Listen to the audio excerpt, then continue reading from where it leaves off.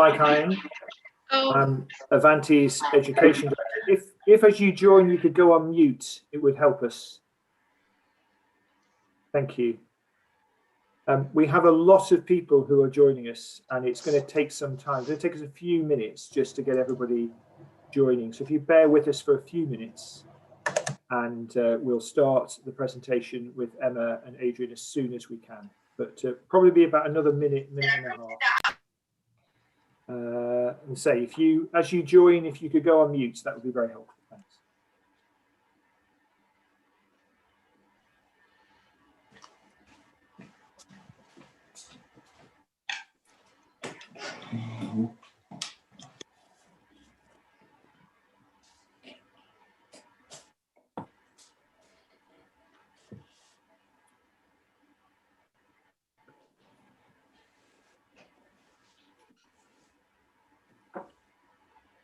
Afternoon, everyone. Hello. Hi.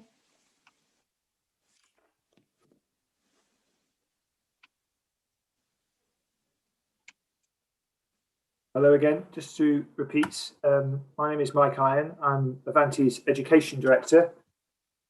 We are expecting a lot of people to join us. We're up to nearly 200 now.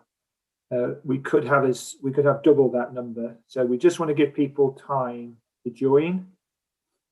So we're going to delay the presentation starting for probably another minute or so.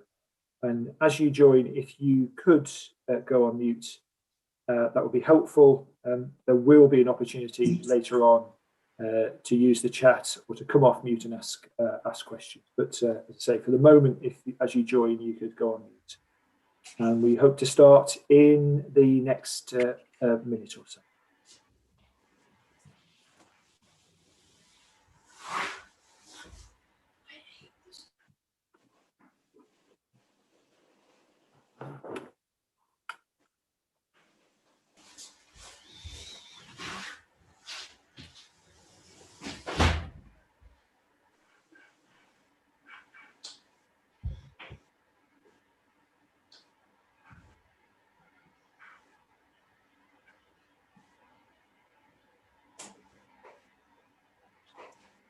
Hi, Emma. I think I see you. I wonder, can you hear me? Yes. Hi, it's Sequinta. Hello, wonderful to see you.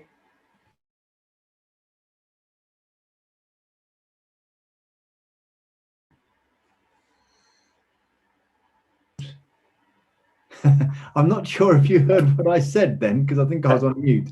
It's okay. It's Mike. It's Sukhvinder. We've heard you. You're very welcome. We're delaying the start just to allow people to join. We've got people joining at a rapid rate. So we are going to start certainly within the next minute. Thank you. Thanks for your patience and everybody joining. We're up to well in excess of 200 now.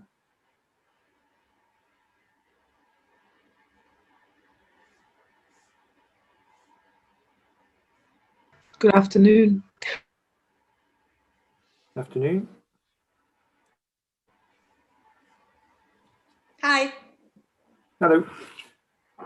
Right, I think we will make a start if that's okay. If you're joining, could you just go on mute as you join? There'll be a chance later to ask questions. My name is Mike Iron. I am Avanti's education director. I want to hand over as quickly as possible to Emma and Adrian. But before I do that, just to say, we've got a lot of Avanti colleagues who are with us, and hopefully they have now had their copy of Adrian and Emma's book. If not, please make sure you contact the school. They're in schools, they just need to be distributed. A very, very warm welcome to the colleagues outside of our trust. We hope you find this useful. We're very excited, very much looking forward to it. I was saying to Adrian and Emma a few minutes ago, it has been a very long term. I think there are some pretty tired people joining us. And so this is an opportunity for you to relax, listen to two colleagues who are very well placed to offer advice about well-being and self-care. And I hope you find the session useful. We are going to go up till 5 o'clock, but with the option to extend to 5:30 for those who are able to stay on. And Adrian and Emma will extend the session to answer any questions either through the chat or off mute. The session is being recorded. If that causes you a difficulty, then can I suggest that you either turn your camera off or you change your name, or if particularly you don't want to be recorded, then we are going to put this on YouTube and you can access it at a later date. Okay, as I say, you're very welcome, and I'll hand over to Emma and Adrian.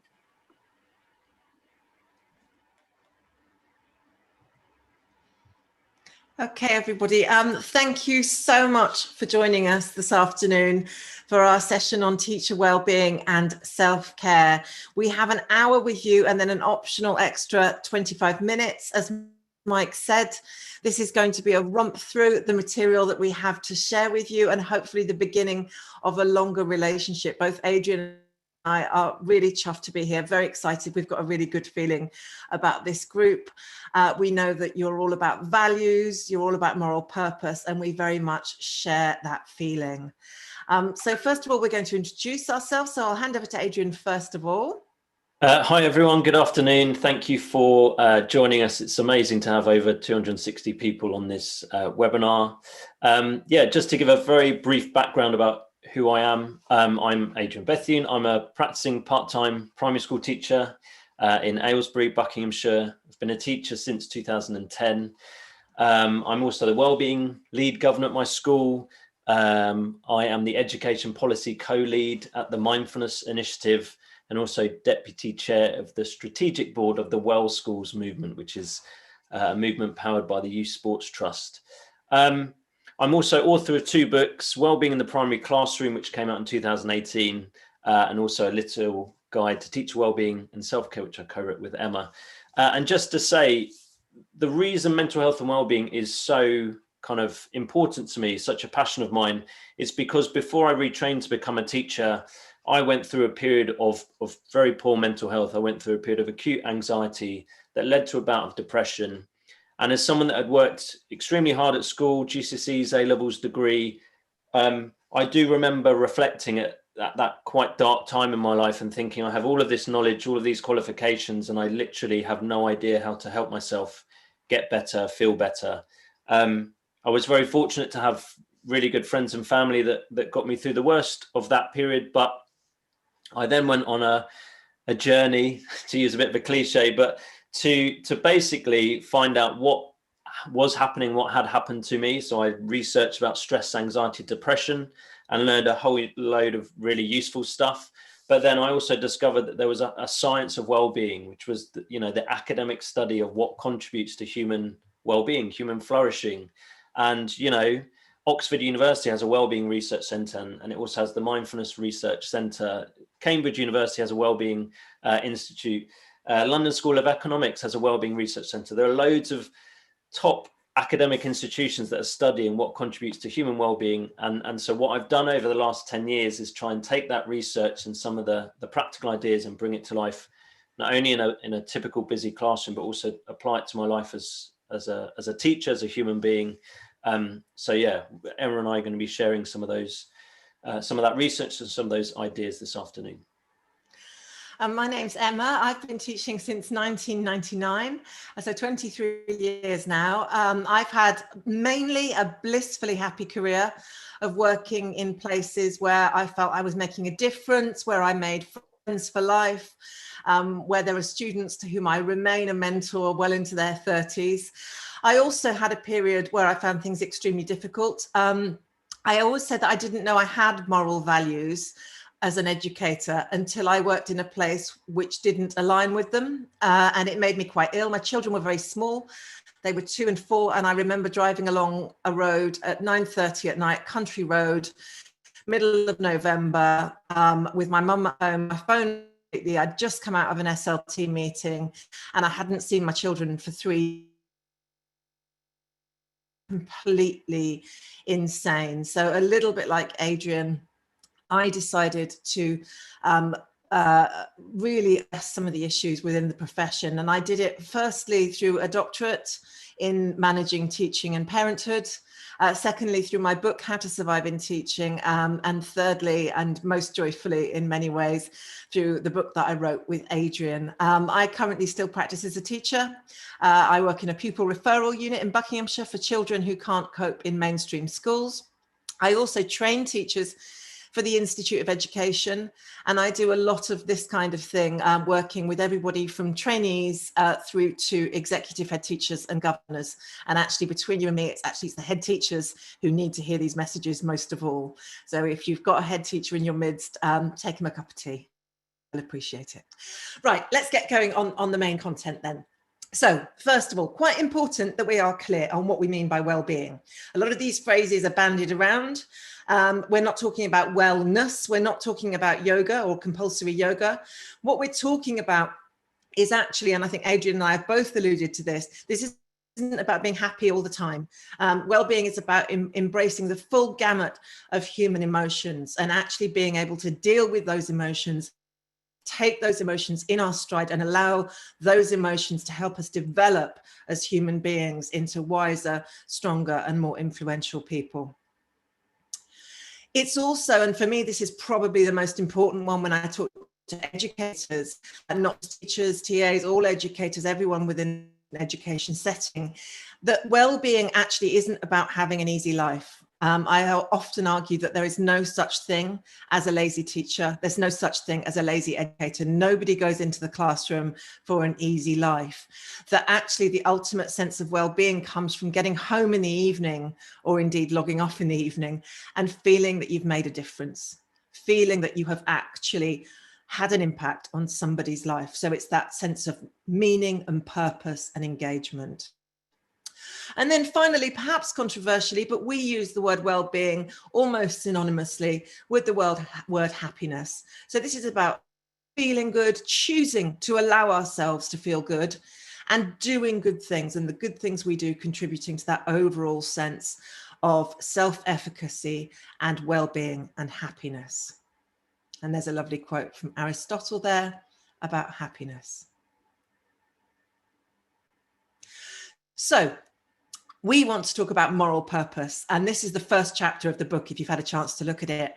And this was our favorite to write, because actually, what's the point is probably the biggest question of all. You know, what's the point? And you will probably, through this really difficult period, have asked yourself that question quite a few times. So we're going to open up the chat bar now.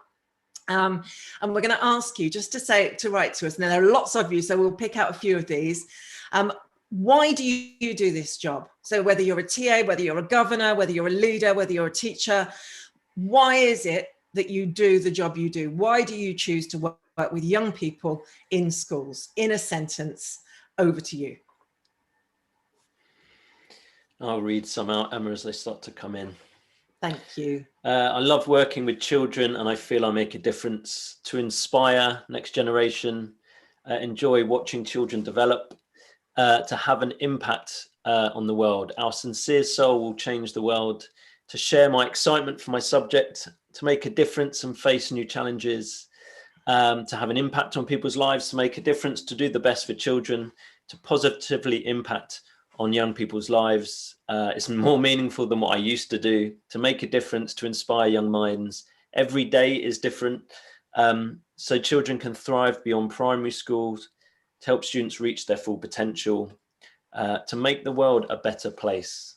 And there's loads, Emma, but I think that's a nice one to end on, to make the world a better place. And we will save this chat. And it genuinely, I never get tired of asking that question. I never, and I will ask my team that question maybe once a month, because actually it's really important. And in the system we work in, we sometimes lose sight of that why. So one anecdote I often share with people is of being a 3-hour-long meeting with year 11 data for English when I was head of English. And the English was behind maths, and we were falling behind in the league tables. And We all know how important the league tables are. And while we sat in this meeting color coding children, we were color coding children, amber, red, or green. My children, my year 11 children, were sitting down the corridor in the lesson I should have been teaching them with a supply teacher. And I just remember thinking, this is mad. We've completely lost sight of what is important. So, first chapter of the book, in many ways, and this is going to sound facetious, but it's not, the easiest to write, because people teach for one of two reasons, or a combination of the two. People teach to make a difference. They teach to have an impact on the next generation, and they teach because they're passionate about their subject. They think that art or science or history and the understanding of those subjects makes a difference to people's lives. And it actually all comes to the same thing. And then when you scratch a bit harder, people teach either because they had a wonderful experience at school and they want young people to have the same, or actually a significant minority teach because they actually felt belittled or small or bullied or misunderstood at school, and they want to make sure that doesn't happen to anybody else. So make a note of your why, put it on a post-it note above your desk, because when you get caught up in those risk assessments and those lateral flow tests and that speculation about what the government is going to say next, just have a look and remind yourself, anchor yourself, and ask your if you're a team leader, ask your team to articulate the why, because it's a really heartening experience. We wanted to introduce you to the concept of Ikigai. We include it in the book, but what we've done for this presentation is we've actually developed a short activity to go with it as well. So Ikigai is a Japanese notion. You may have come across it, and it's broadly speaking, it can be translated as our reason for being. So this wonderful, going back to that definition of well-being, purpose, meaning, value. So you've got your concentric circles, you've got your Venn diagram, and you've got your things that you love. So we need all of these things to feel a sense of self-efficacy and job satisfaction and satisfaction with our lives.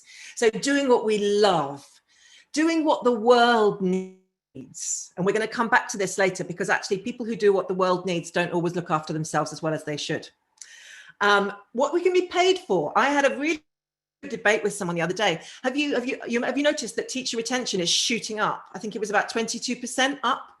And somebody said to me, yeah, but they're only doing it because it's a stable job, because they've got mortgages to pay. And my colleague who's a head teacher said, well, I don't mind. I don't mind, because actually we do have mortgages to pay. If they're willing to do it for the pay and then come in and make a difference to our young people and you know, and join our ethos and share our values, then why not? We all have mortgages to pay, or rents to pay, or bills to pay. And then it's what we're good at. It isn't the worst feeling in the world, and I can summon it now, and I can feel it here in my stomach, is knowing you've taught a really rubbish lesson. And we all teach rubbish lessons. If anyone tells you anything different, they're lying. Knowing that beautiful lesson you thought was going to go brilliantly has just fallen flat for whatever reason, because the mouse ran across the classroom, because the children just weren't in the mood, because what you'd spent blood, sweat and tears creating, they just didn't engage with. So, and you can see where those circles intersect. So I'm aware of time, so I'm going to move on, and I'm going to give you 4 questions. Now, we probably don't have time to answer these now, but what you're going to receive this PowerPoint, and these are 4 questions that we've come up with to go with Ikigai. Now, there are numerous versions of these, but maybe just have a think now. And if you want to make a private note to yourself, then thinking in the context of Ikigai, and I've matched the colors because that's how I roll. In the context of Ikigai, what sort of tasks and activities do you lose yourself in? How often do you lose yourself? I found myself staring out the window earlier, and I had completely lost touch with how much time had passed. And I was watching a blackbird eat the seeds from a bird seeding thing that I'm not an expert, that I'd put outside the window. How often, so what is it that you do that you lose yourself in? Is it a jigsaw puzzle? Is it drawing? Is it crafting? Is it music? Because that's the bit that brings you happiness. The question that I've been asking people a lot recently is, what problems can you help other people solve? What problems do you help other people with? So every single day, you You 250 nearly of you help people to resolve problems. What kinds of things do you help them with? Yeah, what are you really good at helping people with? What are you brilliant at? Oh, many of us here will be British. We are really shocking at answering this question. We are really, really rubbish. I was working with a trainee this morning and I said, right, your planning for that lesson was excellent. What made it excellent? Absolutely could not answer. And I made him, and we sat there in silence for about 3 minutes. And I said, I'm going to make you answer this, because how often do we do this? How often do we say that lesson was brilliant because my relationship with that student is so enriching because I do this. And in terms of, earning a salary and pursuing goals and ambitions, because those are good as well. Yeah. How are your skills and talents being used? Are they being used to the maximum effect? Could you have a conversation with your phase leader or your line manager and say, actually, did you know that I am brilliant at building teams? I am a great innovator. Can you use that in your next activity? So I'm going to leave those questions with you, would suggest that as an activity. If we had longer, we would do that now, but I'm going to leave those with you. Many of you will have been involved in the DFE Wellbeing for Education. The DFE has invested in wellbeing and mental health, which is a very good thing. And it was an interesting thing to deliver. I delivered it. This was my favorite slide that was shared, because the whole emphasis was on the fact that we might not imagine it, especially when we are staring at a screen all day and shattered. But every little interaction we have with one another, with a young person, makes a difference. So intervention is not those Excel spreadsheets that I stared at for 3 hours while my year 11 languished with a supply teacher. Intervention is you saying good morning. Intervention is the head teacher who knows that little boy's grandmother has died and has developed a secret signal where he just walks around, pops his head around the edge of the classroom, and he just goes like this. And if the boy does this back again, then he knows he's all right. And if he goes like this, he knows he needs a bit of support, and he's not embarrassed, and they've agreed on this code. So everything you do is making a difference. Sometimes I say to my trainees, just you getting up in the morning and coming to work is sometimes enough. Just being there. My daughter's history teacher told them that she had Rice Krispies mixed with Shreddies for her breakfast the other day. And they all said, oh, that's the most disgusting thing I've ever heard. It made my daughter's day because it was a flash of humanity. I want to play you a very short clip. This is Rita Pearson. It's only 2.5 minutes long, and it's from her TEDx talk, and I'll let her speak for herself. We know why kids don't learn. It's either poverty, low attendance, negative peer influences. We know why. But one of the things that we never discuss, or we rarely discuss, is the value and importance of human connection. Relationship. James Comer says that no significant learning can occur without a significant relationship. George Washington Carver says all learning is understanding relationships. Everyone in this room has been affected by a teacher or an adult. For years, I have watched people teach. I have looked at the best, and I've looked at some of the worst. A colleague said to me one time, they don't pay me to like the kids. They pay me to teach a lesson. The kids should learn it. I should teach it. They should learn it. Case closed. Well, I said to her, kids don't learn from people they don't like.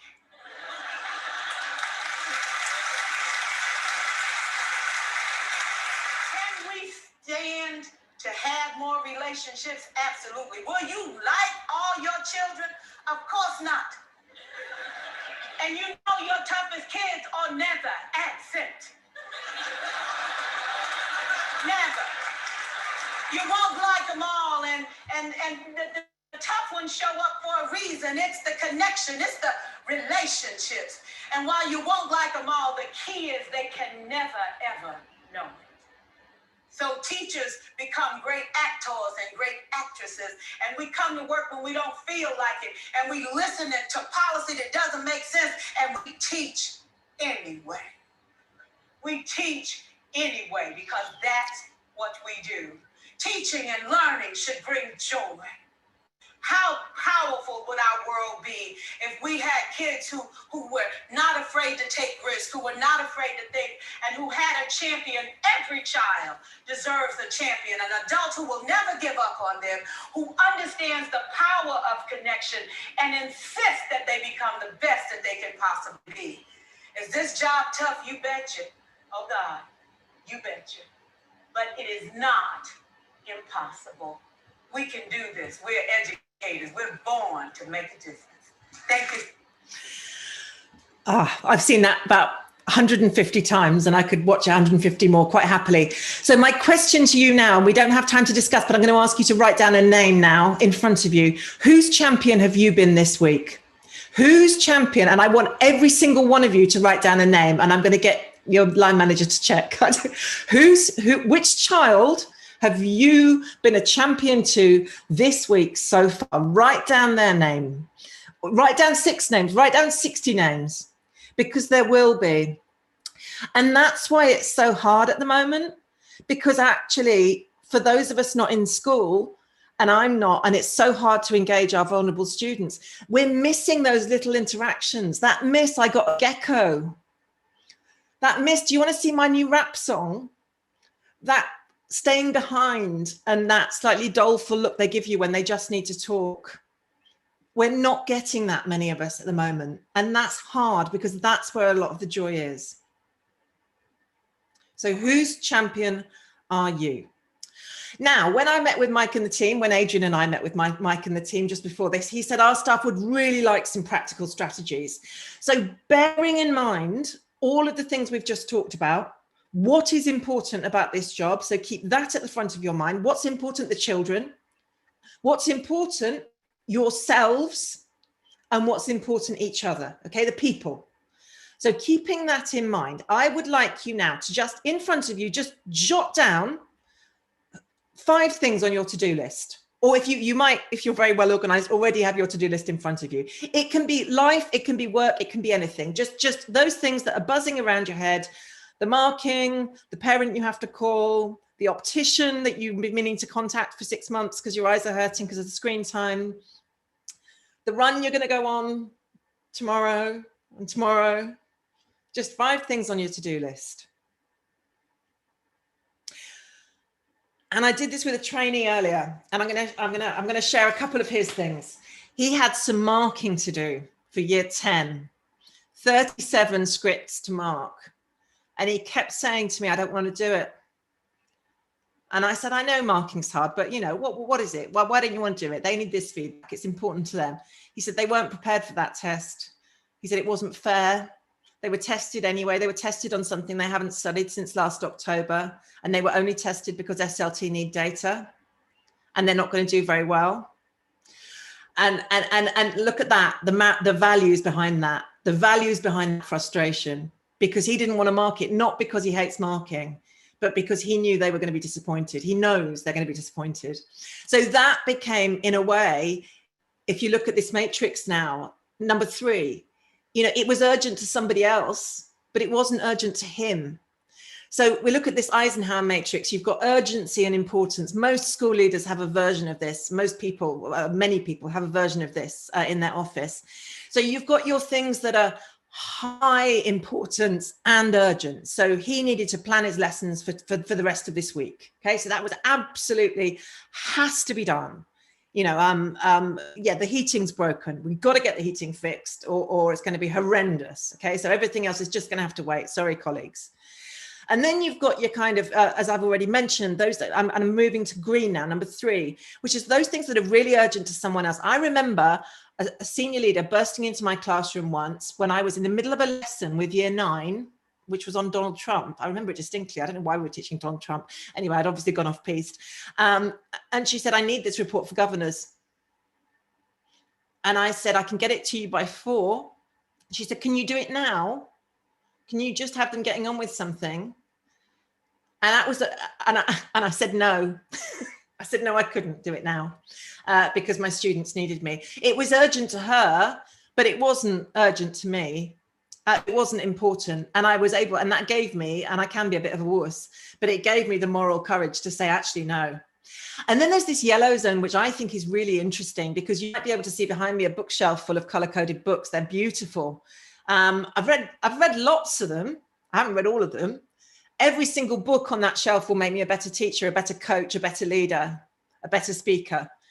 Do I make time often enough to just pick up one of those books and say to the kids, I'm reading, and put my phone away? No, I don't. Of course I don't.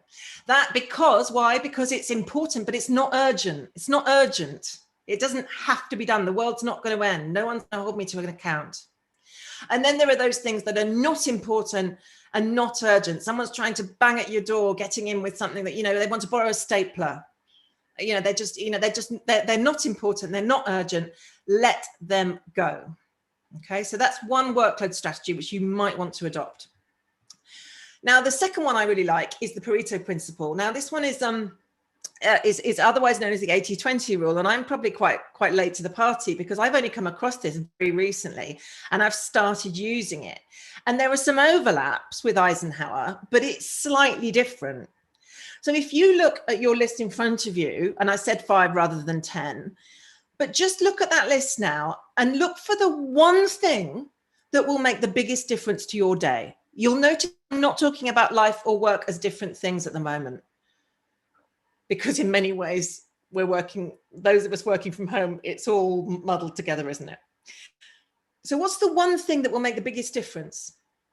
Now, I'm going to give you one example from back in January, when after that day when schools opened. Let's not talk about that. And then we had to do home learning, most of us. Those schools never closed, PS. And I had a massive list of things to do, presentations to write, articles to write, people to call. And I sat down at 8 o'clock in the morning and I started doing it. And there was one thing that should have been on my to-do list and it wasn't. And it was to make sure my 2 kids, who are 11 and 13, knew what they were doing with their home learning. And I skipped that, didn't even write it down, just skipped that step. And my morning was an absolute nightmare, because it was constant interruptions with algebra, with spelling, with French verb tables. It was a nightmare. So if I had done that one thing, if I just spent 15 minutes between 8:15 and 8:30 with my kids saying, do you know what to do? Do you have what you need? Do you know the rubber is, the ruler is, the snacks are? Then my morning would have gone much better. And the idea of the Pareto Principle is, if you can isolate that one task that will make the biggest difference to your working life or your life in general, you will have made 80% of a difference to your day. Now, interestingly, to go back to the example of my trainee, those tests that he didn't want to mark, he has to mark them. He doesn't think they're important, but he has to mark them or he's going to get into trouble. That actually became his top one, because actually he could stop procrastinating and getting grumpy and getting frustrated about it by just getting up and just doing it. So effectively, and I'm speeding up a little bit, Adrian, I set him the task of eating the frog. I said, tomorrow morning, the first thing you're going to do when you get up, you're not teaching till 11, you're going to mark those year 10 papers. You can do it. You can do it in 3 minutes each. Come on. You know, they haven't written very much. So come on, 3 minutes each. You can do this. And then you can relax and enjoy the rest of your day. So this is attributed to Mark Twain. We never managed to actually get a concrete source. So if anyone can tell us where this comes from, we'd be grateful. It's attributed to Mark Twain, but it's the idea of eating the frog. So that parent you really don't want to call, the one you know is going to shout at you. And they're not shouting at you because it's personal. They're shouting at you because they're sad and they're struggling, but they're going to shout at you. So get that done first thing. That report you don't want to write, that set of KPIs you don't want to analyze. Whoever brought KPIs into school, I don't know. Anyway, right. So eat the frog. That's a lovely piece of advice as well. Okay. 2 more bits from me. This is, I'm going to cite some research here from UCL, led by somebody called Dr. Karen Edge, EDGE. And Karen did a piece of research called Global City Leaders, where she went and looked at school leaders, Generation X, so relatively young school leaders, from the US and Canada. And these were people who had burnt out. Okay, so they had hit rock bottom. One had been read his last rites in hospital.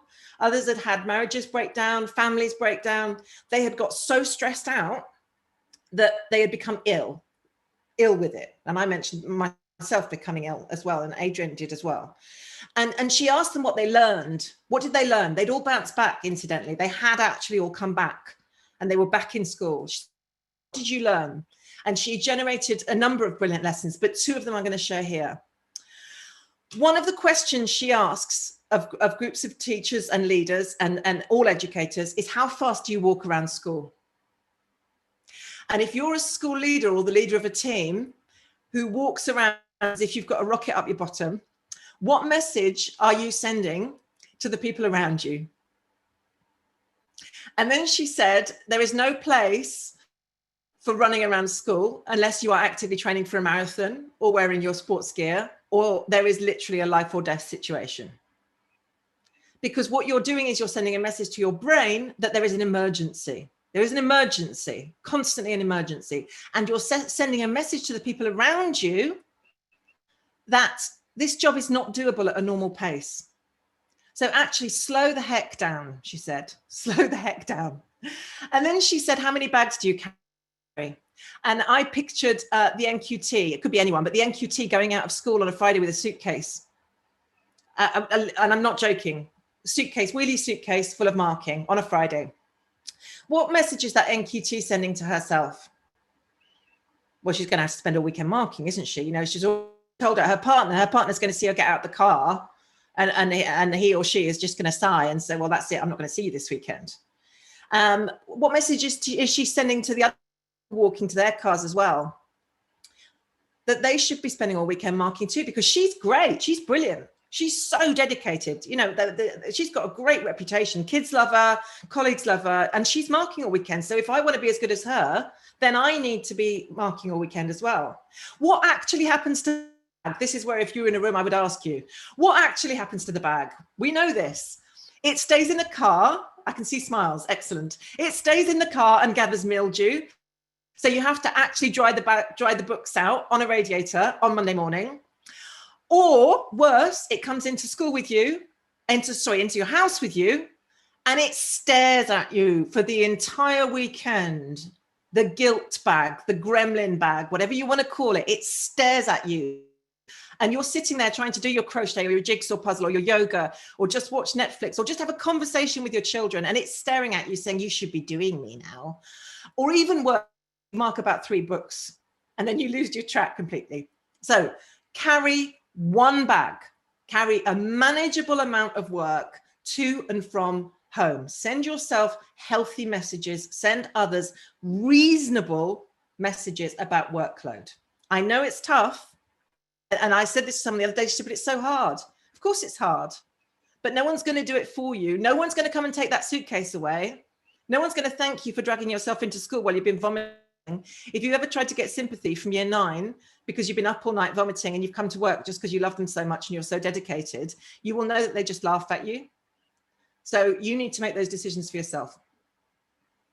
So last 2 bits from me. Here's a statistic just to back up what I'm saying.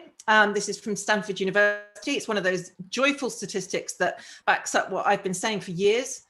And it basically says that if you're working more than 50 hours a week, then your productivity is suffering. So if you're writing those reports, planning those lessons, your creativity is likely to be, flagging, your usual capacity for ideas. And then if you're working more than 55 hours a week, you're effectively going backwards. You might as well not be working at all. So you know that time when your mum or your brother or your loved one says to you, or your child says, "Mum, you look knackered, stop working." And you say, "I can't stop working because the world will actually end. The world will end if I stop working. I'm so important." You're not doing yourself any favors. And finally, and this is the slide that I start with when I speak to head teachers. I'm doing it tomorrow. And it's again from Karen's research from UCL. And it's rock bottom is not the place to come back from, because you take your loved ones with you. So anything we can do to stop ourselves and to stop one another from hitting that rock bottom, from driving along that country road at 60 miles an hour at 9:30 at night and not having seen your children for 3 days, anything we can do for ourselves and one another is hard, but it's worth it. And I'm going to pass over to Adrian. Adrian, shall I stop sharing and let you over.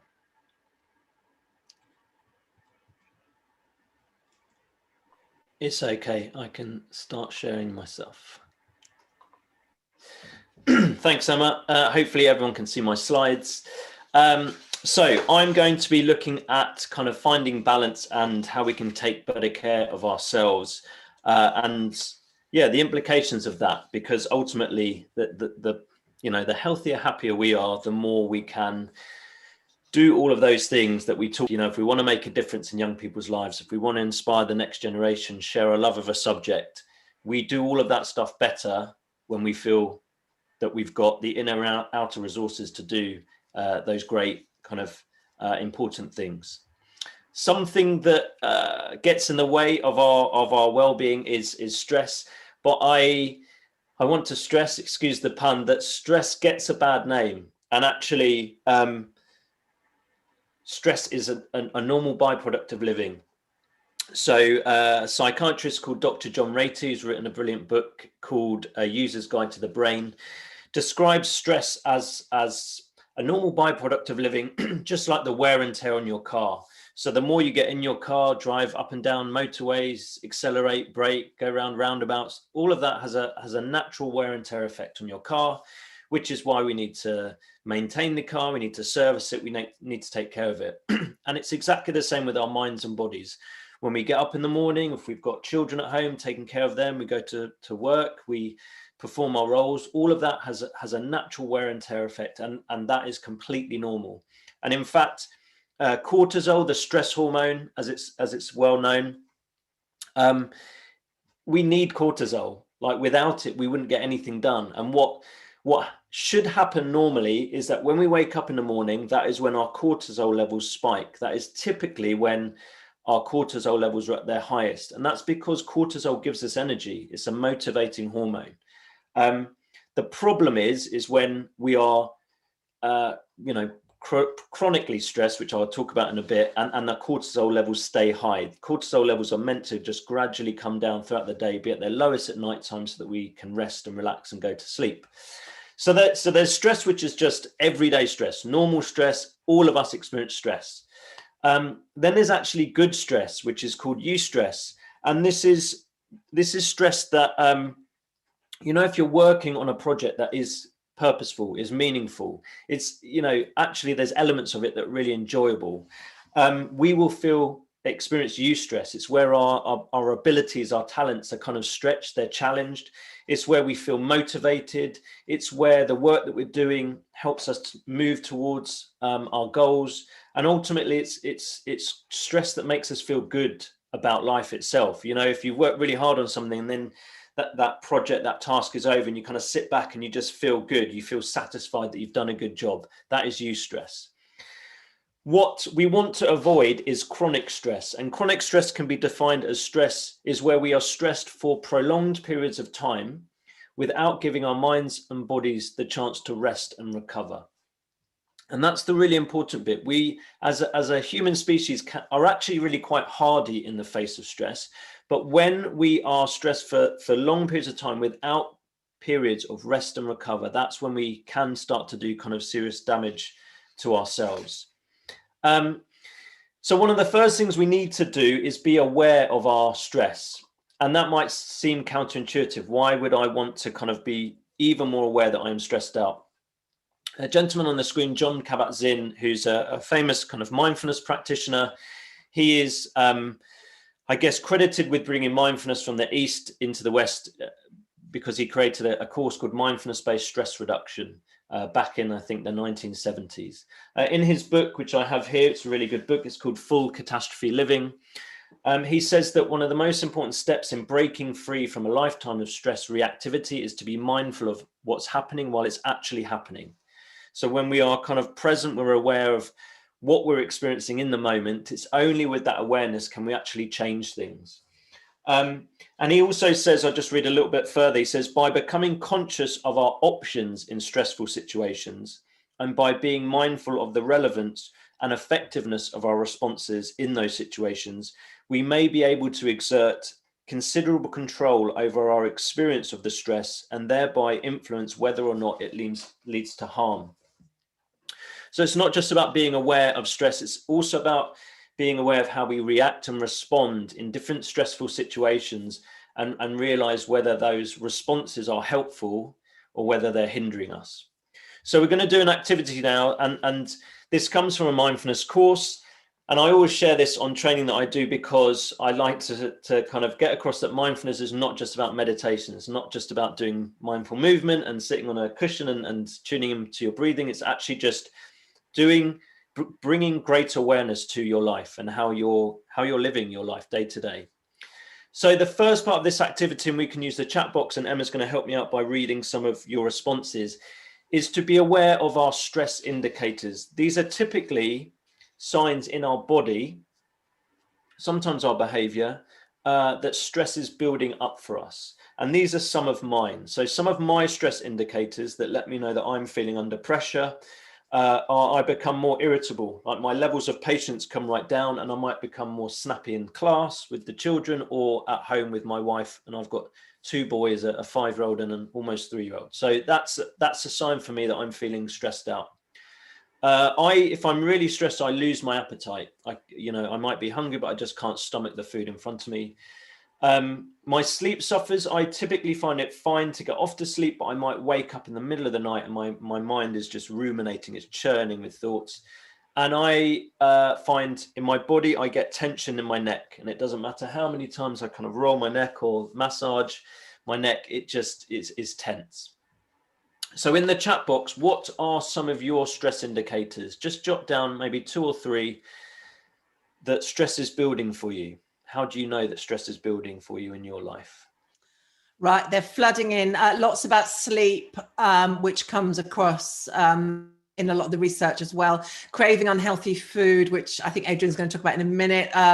Biting nails, becoming irritable, upset stomach. So I spoke to a head teacher the other day who said she gets hives all over her body, getting tearful. That's very, very common. Sleep again, taking it out on loved ones. Yes, because we can't we? They love us unconditionally, so we can get away with it.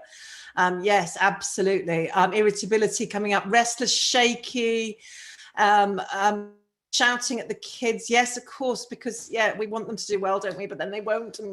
Acne, frowning, facial expressions comes up a lot. Okay. So all sorts from, I could go. Cool. Thank you for sharing them. And from a mindful perspective, these are good things to notice. So this is kind of reframing that. These are signs that things maybe need to change, so we can take some kind of positive action. What typically happens though is that we react to stress in unconscious and typically unhelpful ways. And these are some of my kind of unconscious, unhelpful actions. These are things that I know deep down do not help me either feel better in the long term or manage the stress more skillfully. So mine are, I'm having sleep issues, but what I typically do is stay up, and these are compounded. I'll stay up eating junk food like crisps and chocolate, and I'll watch rubbish TV like celebs go dating in the mansion, that kind of stuff, where if things are absolutely fine, then those behaviors are absolutely fine in a way, in moderation. But when I'm stressed, I'm under pressure, I'm not sleeping well, those things do not help me in those moments.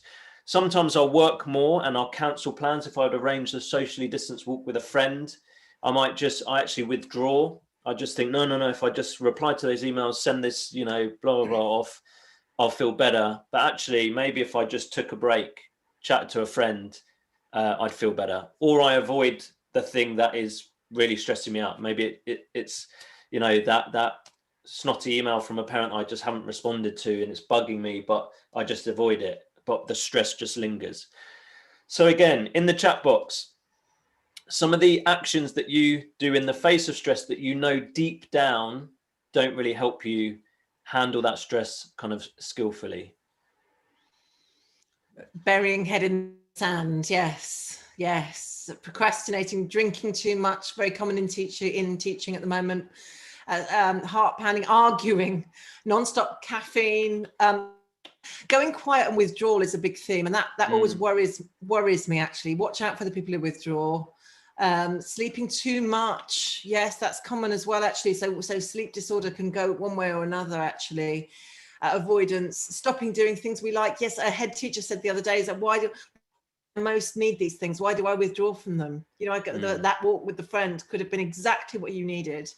Not leaving the house. Yes, when we are entitled to leave it a little bit. Okay, thank you for them. And yeah, have a look through the chat, because there'll be some common themes. And again, part of doing this activity, typically do mindfulness courses with other people, is sometimes, you know, when we're stressed out and we're caught up in our own thoughts, we just think it's us.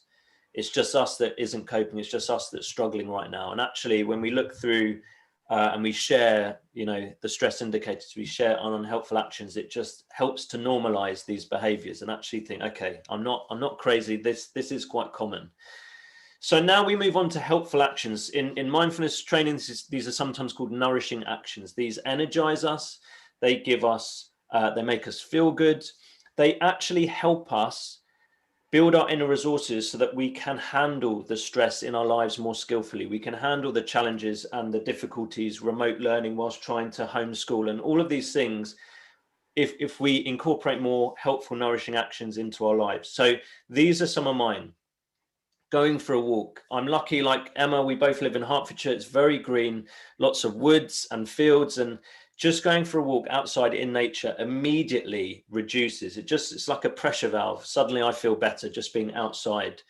When we were in tier 3 and we were still allowed to, playing football, weekly football, just the physical activity, but also seeing friends. Meditation for me is really beneficial. I know it, but sometimes when I'm really stressed and busy, I think, no, I don't have time to meditate. Cooking, I find relaxing. Talking to my wife, and what I mean by that is if I share with her, look, I'm really sorry if I'm snappy and irritable, but I've got this and this on this week, that just cuts the tension. So I'm not withdrawing and just being spiky with her. Suddenly she realizes it's not her that I'm annoyed at or anything like that. And things just become easier in the house. And also, like I said, seeing friends. Stop cancelling those plans. Stop cancelling that Zoom call that you just can't bear, because actually just having a laugh with your friends, particularly friends that don't work in education, and you realize there's a whole world out there. Those are some of my helpful actions. So please, for one last time, in the chat box, what are your nourishing actions? They're already coming in. There are lots of really lovely ones. I want to be one of the people who cleans when I'm stressed. Sadly, I'm not, though. Exercise. You are. Come clean my house. Exercise of any kind. So that thing about never regretting exercise. Yeah, lots of walking in the woods. Lots of dogs, swimming, crying it out, expressing emotions. Yeah, because further up, right at the end, someone said something about pretending everything's okay. You know, the pressure pot. We go, oh no, I'm fine. So actually talking it out, crying it out, having a laugh, laughing it out. Yes, the power of laughter is something that in our extended sessions we talk about quite a lot. Breathing exercises, anything creative. Yeah, even if you think you might be rubbish at it. I draw animals for some reason. Bird watching. Yeah, so hot showers and long baths. Lots of lovely examples. And just to say on the kind of expressing emotions, the crying. An interesting fact about tears is that tears actually have cortisol in them. So crying is a physical release of stress, and it can be really good for us. It can be really cathartic. And I've never said this, Emma, to you before, but sometimes I will intentionally watch programs that will make me cry, such as DIY SOS Without Fail. I'm a blubbing mess. And also The Repair Shop. Have you ever watched The Repair Shop, Emma? No, watch The Repair Shop. It's just people bringing old broken things that are really sentimental, and these experts repair them, and they almost always get really emotional because the teddy bear was their grandfather's, and it reminds, you know. But I go to those programs just to feel emotional and just let it out, and I just feel better afterwards. Anyway, the thing about the helpful actions, just to say, the reason we are less likely to do them in the face of stress is because when we're stressed, we're typically tired, we're typically low on energy, we are typically feeling depleted. And whereas those helpful actions give us energy, they help fill us up and restore us, we are less likely to do them because they are more effortful than the unhelpful actions. It is easy to sit on your sofa watching rubbish TV, stuffing your face with chocolate and crisps. Easy, takes no effort at all.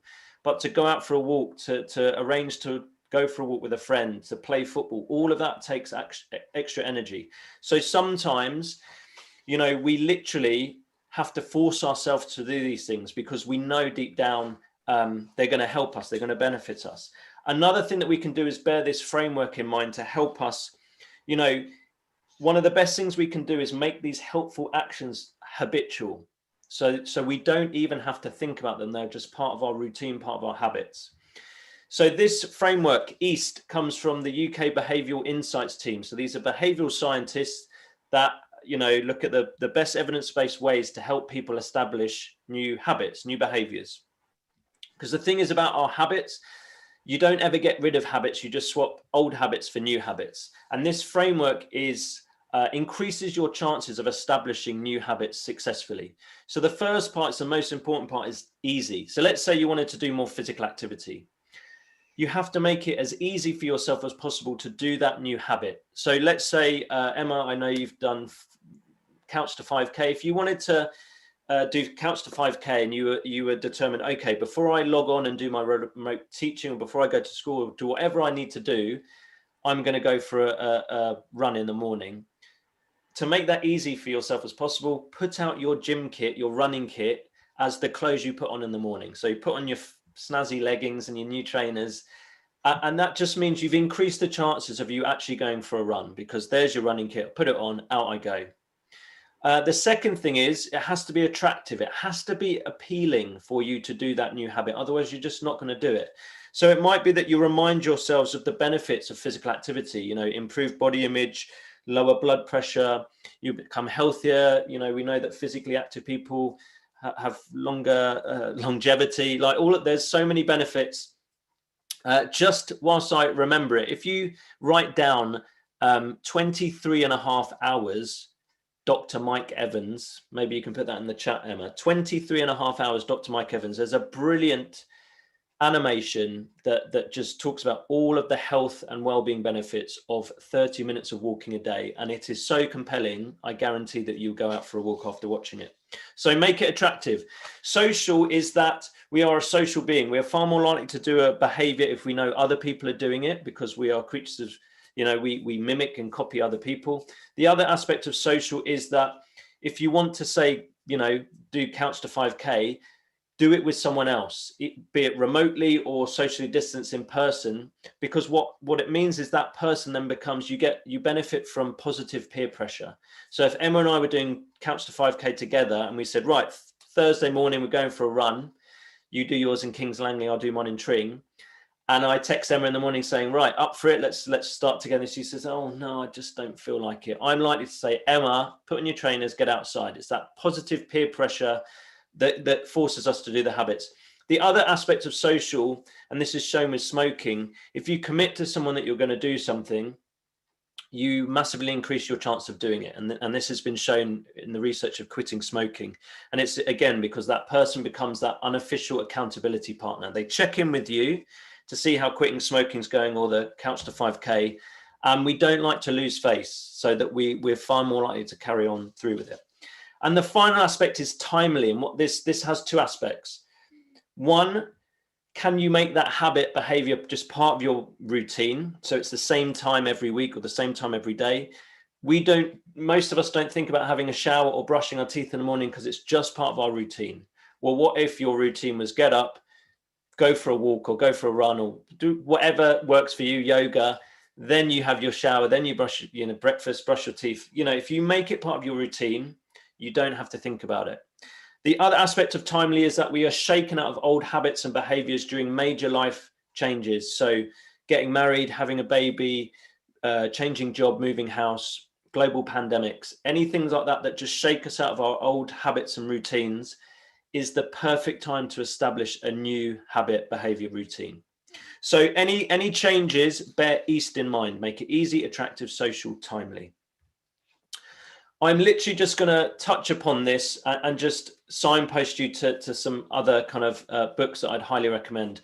But Professor Laurie Santos, who runs the Psychology and the Good Life course at Yale University, which is the most popular course in the history of Yale University, she's a positive psychologist. She says that people underestimate just how important good sleep, nutrition, and exercise are for their well-being. Like I see them as foundations of good well-being.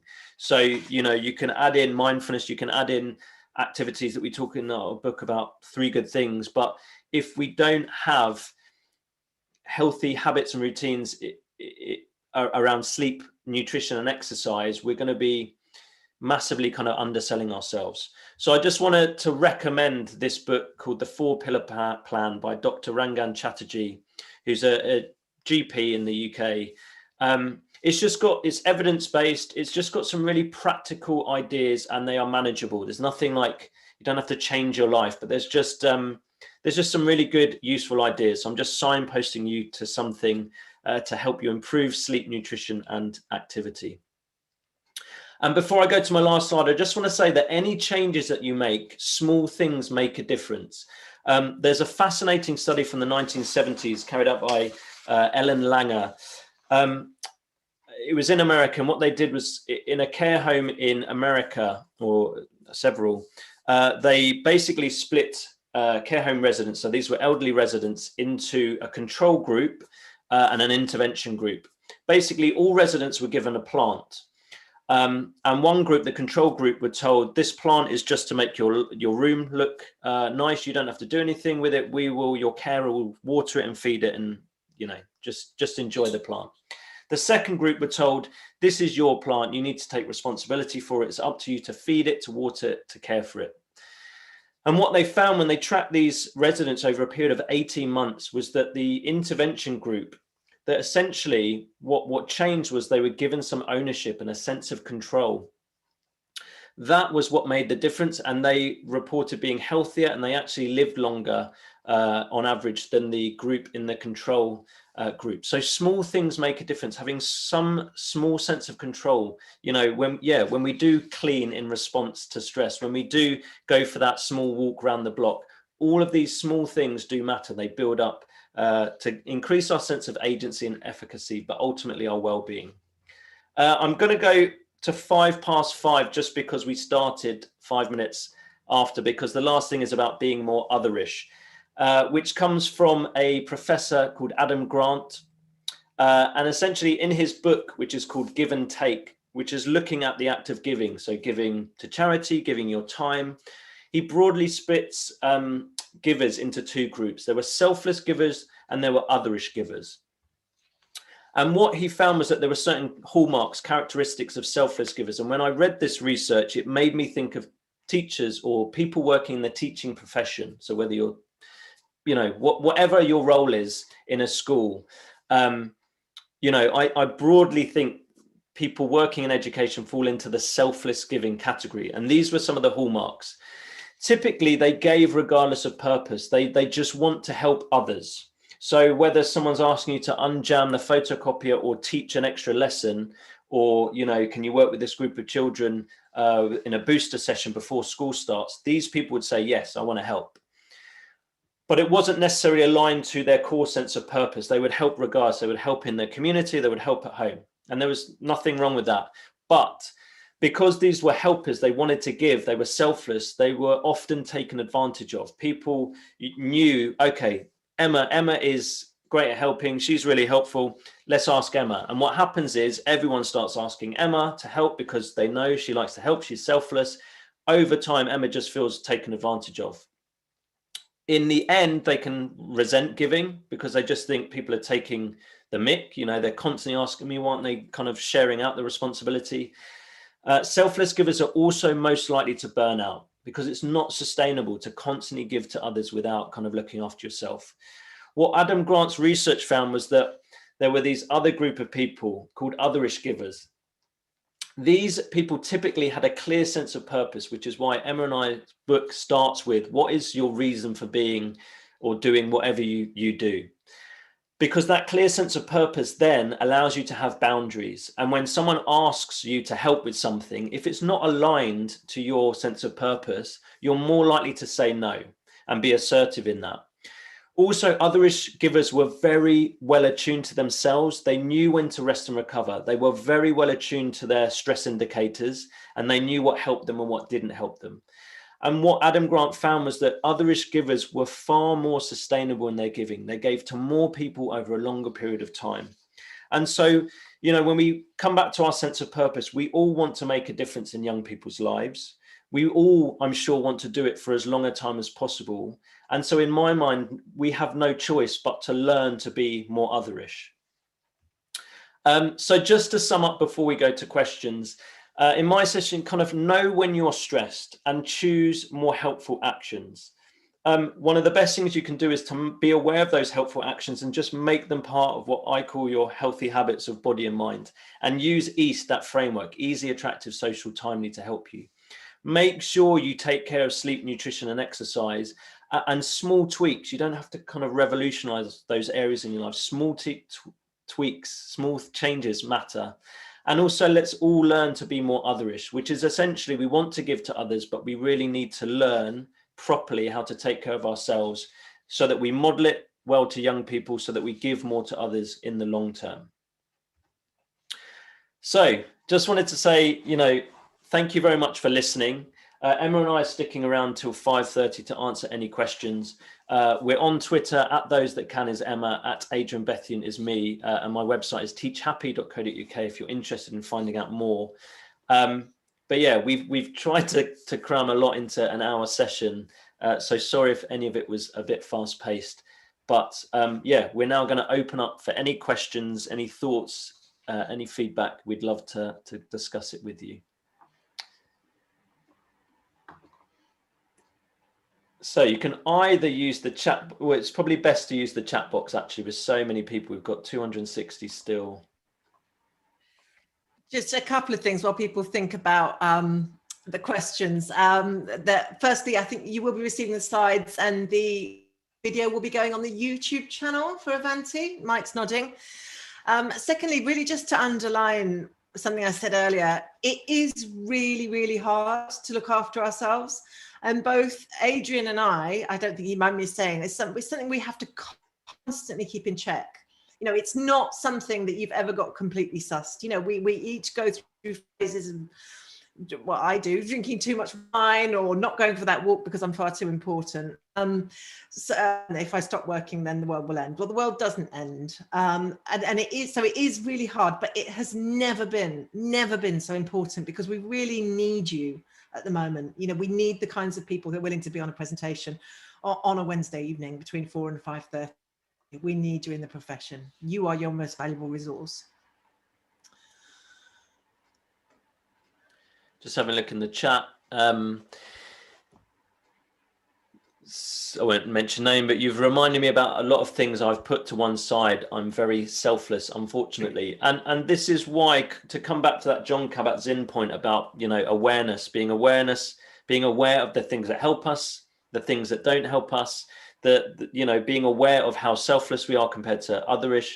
All of these things help. It's only with that awareness that can we kind of step back and then think, okay, I need to make some changes. I used to do X, Y, and Z. I'm going to start back at doing X, first of all. Make it small, make it manageable. Someone's pledged to take 1 bag in tomorrow instead of 3. And this is the thing. Small things do make a difference. We also... Go on. Sorry. We've got a question from our school principal. They're going through significant change, the school, and staff are having to work really, really hard. And no one goes into teaching for an easy life. So how can she, as a leader, encourage them to look after their own well-being?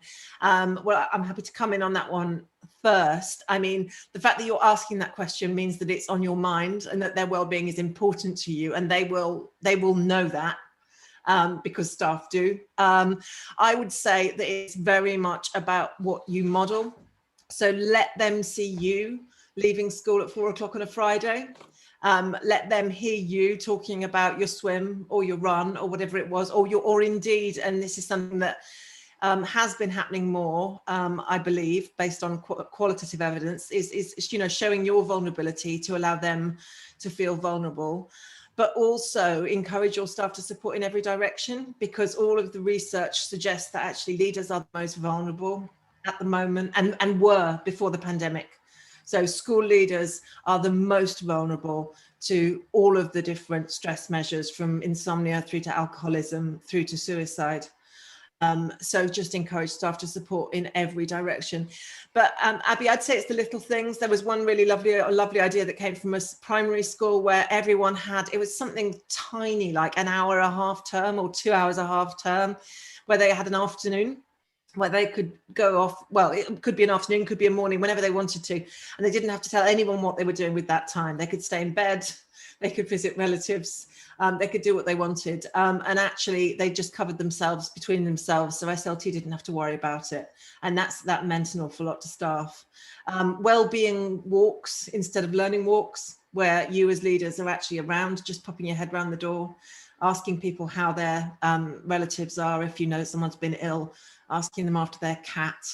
So actually this really is the small things. Adrian, do you want to come in on that one? Yeah, and I'd just say, because our last chapter in the book is about agency, like taking control, recognizing where you can control things and where you have to kind of let go.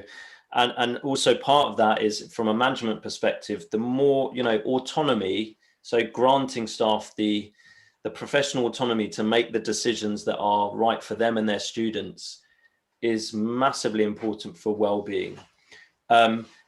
And there is this tension in schools, and this is something that I experienced. So I used to work in music publishing, and then I switched to teaching. And what I found was that my professional autonomy was eroded. I used to be a manager, I used to have a team, I used to be able to make decisions.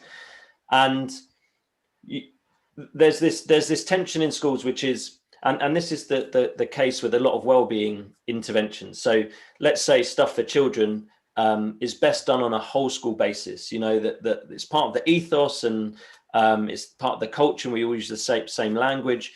But the flip side, the downside of that whole school approaches to certain things is that it's like we all have to do it this way, and that erodes autonomy. So you've got to, and there's no easy answer to this, you've got to, as well as having a culture and an ethos in the school, part of that culture and ethos needs to be that you trust teachers and your teaching staff and teaching assistants and office staff and whoever to do their jobs well in the way that they see fit, whilst at the same time making sure that we all try and do things in a similar kind of consistent kind of way, so that it does have that consistency and that impact. So it's not easy, but there's that balance to be struck. Mm-hmm.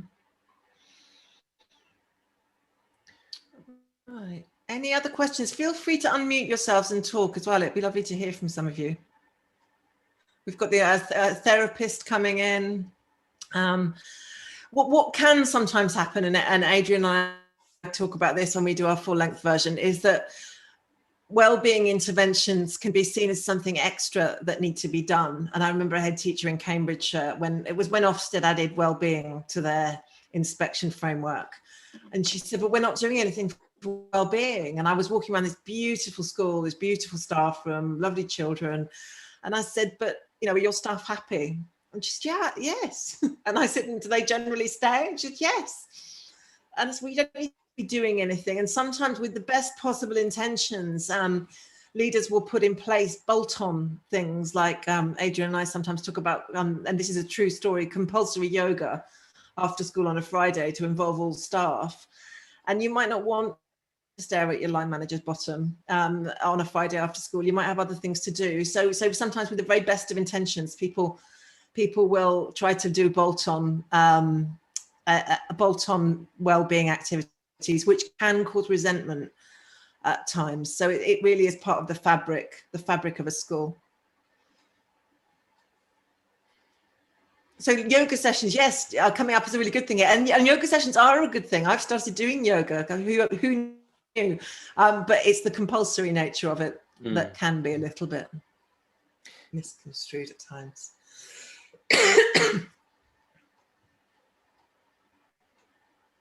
There was a post on Twitter, Emma, I don't know if I mentioned it to you, a teacher kind of celebrating her head, saying, the hashtag wellbeing was used. Our head teacher has said basically one day a week for 1 hour, we can just have time out of class where we do nothing, no work, just to chill and chat. And I was thinking, that's called a lunch break. Like I do think we have like really low expectations in education for what contributes like to well-being, which is, when I worked in music publishing, you got an hour for lunch. And I know, you know, now I'm in the classroom, I have an hour if I want it, but I choose to kind of have 30 minutes where I do nothing, and then 30 minutes where I'm getting, you know, classroom ready for the afternoon. But yeah, I do think we have low expectations for what constitutes good management and good leadership for, you know, our health and well-being as educators. Yes, similarly, I remember saying to a group of teachers, but there were people outside teaching there as well. I was saying, take at least one day off every weekend, at least one day where you don't do any work. And there was someone from, I think she was one of the facilitators, and she came to me afterwards. She said, "But it's a weekend. Why don't you take two? That's what weekends are for." And this was the first time anyone in another profession had dared to say this to me. So sometimes those expectations. Rebecca talks about kindness, and I think that is so important. And it's one of those terms that's, again, bandied around quite a lot. But what we need to do, where I work, at Aspire Pupil Referral Unit, we were all gifted a copy of The Chimp Paradox by Dr. Steve Peters. And we often talk in terms of our chimps being out, and our chimp is the kind of primitive, basic, you know, it's our needs that have to be met. You can't ignore the chimp. You can't repress the chimp. It has to have its needs met. So the need for reassurance or affirmation or food, you know, all of these different things. And what we'll often do is talk about how chimps are out. And actually, if you actually work on the assumption, it's the end of February and most people's chimps are out at the moment. And so actually, I always used to talk about how offended I would be if someone didn't say good morning to me. And I was challenged on it once when somebody said, well, you don't know why that person didn't say good morning. It was probably nothing to do with you. You know, you don't know what they're carrying around. And I suddenly thought, yeah, they were right. You know, that I was being a little bit harsh to say, how dare they? How dare they not say good morning? Do they think they're too important? Emma, Helen's got... Apologies, we've now been able to take everybody off mute. So if colleagues want to come off and ask a question, can we encourage them for the last few minutes to do so? And I'm sorry that if you were trying to ask a question and weren't able to before. So say, if anybody wants to ask Emma or Adrian a question. Well, we let you formulate. Helen's praising her school, Helen Skemp. Praising her school for doing their absolute best for wellbeing, removing meetings, unnecessary data. And this is wonderful, isn't it? This reminds me of that wonderful moment when Gavin Williamson invited parents to complain to Ofsted. And then Ofsted were inundated. I think they had 4,000 letters of praise for schools sent to them in the space of 48 hours. And actually, you know, however skeptical your leaders might appear, especially if their chimps are out, if they're doing a great job, do tell them. Do tell them, because they will appreciate it.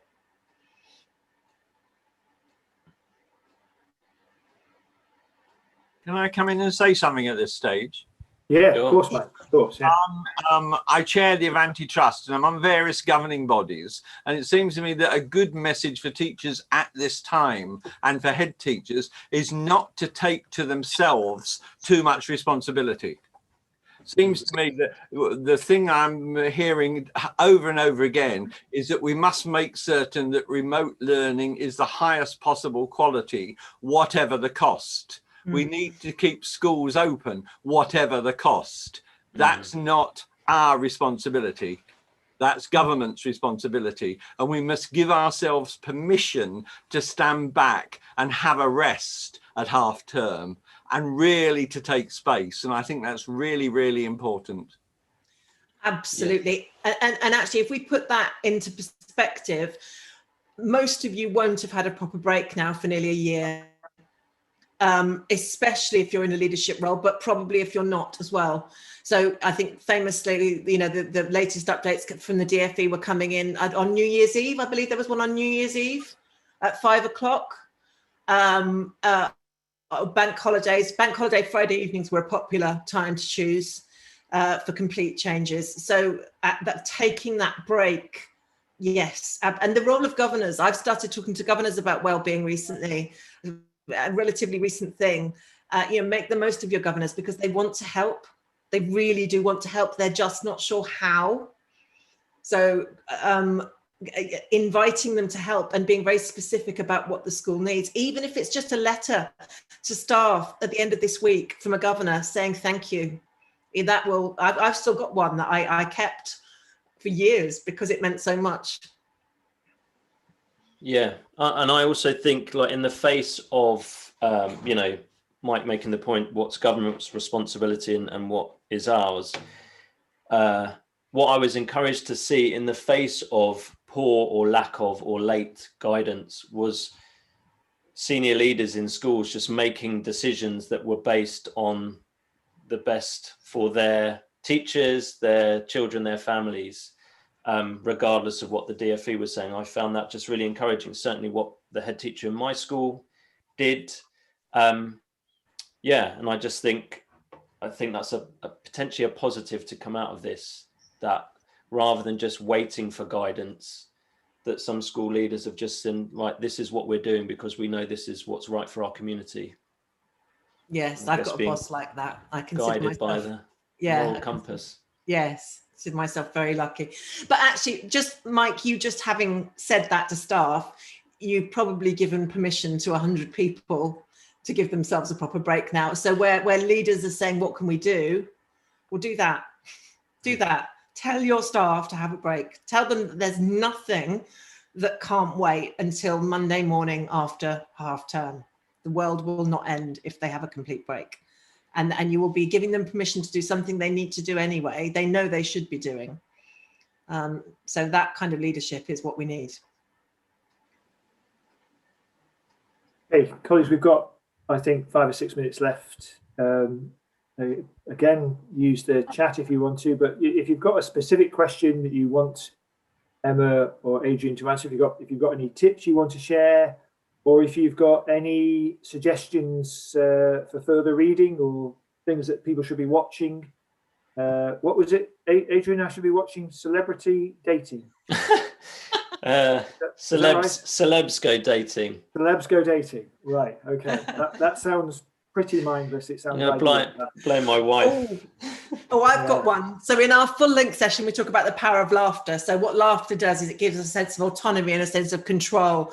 And Adrian and I do spend a lot of time laughing, sometimes about quite evil things.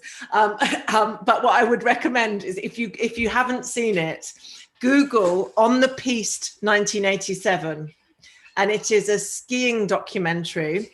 It's a mock. No, it's real. It's real. It's a documentary about learning to ski in the 1980s, and it is comedy gold. It is. And then while you're doing that, look up the judge who accidentally put on a cat emoji. Oh yes. And the straight faces of the people around him. But seriously, the power of laughter. So again, as a leader, just show your staff clips like that. No, I mean, I don't mean spam their email, but in staff briefing, just show them something like that. Just because. So there you go. A couple of recommendations there.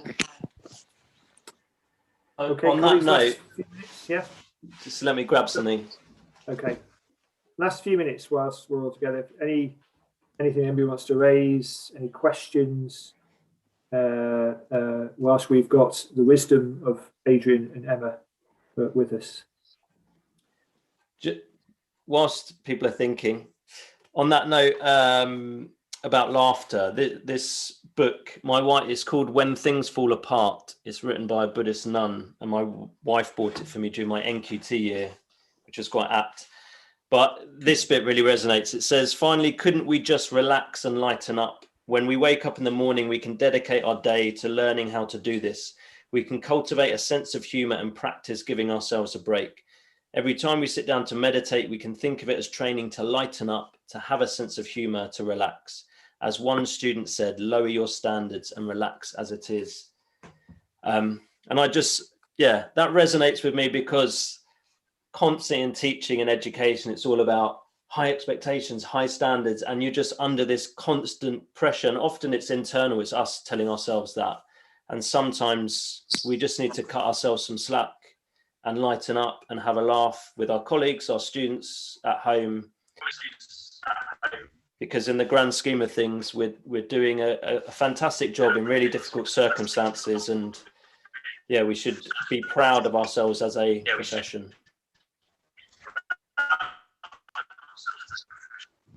Any questions that people want to come off and ask? Last 5 minutes. Hi, Adrian, Emma. It's my question. I just wanted to say that I really appreciated your advice about modelling as teachers. I'm also a parent who has a child in the school in year 6, school that I'm in, and I can see that children are all learning our behaviours as teachers.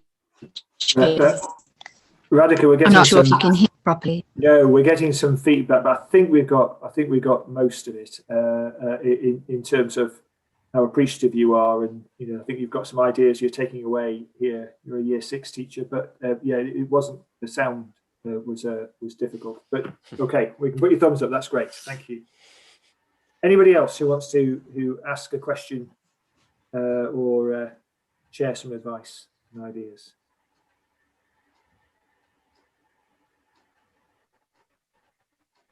No, in that case, I think we. Oh, sorry, Emma, go on. I'll do one more, which we didn't put in, but often goes down really well. Is the 3 good things activity. It's from a book called Happiness. Doing a really simple way of being grateful for what we have in our lives. So sit down at the end of each day, get yourself a beautiful notebook. That one's not very beautiful, and then write down 3 good things, however tiny, that have happened to you that day. A hug from a child, a beautiful dog that you saw in the woods, a fresh coffee in the morning, a child who smiled at you when you haven't seen them smile for a long time. And can I just add, I did something similar with a jar and just had post-it notes and put in things that were either made me laugh, and we did it as a family. And then we would pick one out and just have a chat about it. And that kind of helps to bring back different fun memories as well. So thank you, because that's reminded me. Yeah, beautiful. And actually, if you're slightly more of a pragmatist, a bit more hard-nosed, you can do it as an Excel spreadsheet. So each Friday, make a note. It's honestly, seriously, it's good, of all the things you've achieved at work. Because when you sit down to apply for that promotion, you often sit in front of a blank piece of paper. You can't think of anything good you've ever done. And you've actually got it on a spreadsheet week by week. I ran this trip. I dealt with this difficult parent. I taught the children this challenging concept. So that's a pragmatic way of doing it, if you're that way inclined. Okay. I do think we're going to have to finish. Can I, on your behalf, say an enormous thank you to Emma and Adrian. The chat speaks for itself, really, in terms of how useful you found it and how engaging the whole thing has been. There it is. If you've not got a copy, you can order it certainly via Amazon. But if you want to get hold of Adrian or Emma via Twitter, they'll probably be able to help you also order it in a different way. Thank you so much for taking up the time. This is the first of our events on wellbeing as a trust. We're going to do more, and we will send out information to various people. We'll make the slides available this week, and we will also make the YouTube recording available. But just again, thank you very much. As the chair of our trust, as ennobled you, whether you work for our trust or not, take half term, relax, and look after yourselves and look after your family. Thank you very much for joining us. Thanks a lot. Thank you. Thank you. Bye-bye. Thank you. Thank you very much. Thank you. There was something else about Zoom Thank you, and meetings and everyone waving like play school presenters at the end. I'm now very conscious of the fact that I do it. You should make that a set thing that you have to wave in a really random way before you leave. Yes. Thank you. It's really good. Thank you. Thank you very much. Bye. Thank you.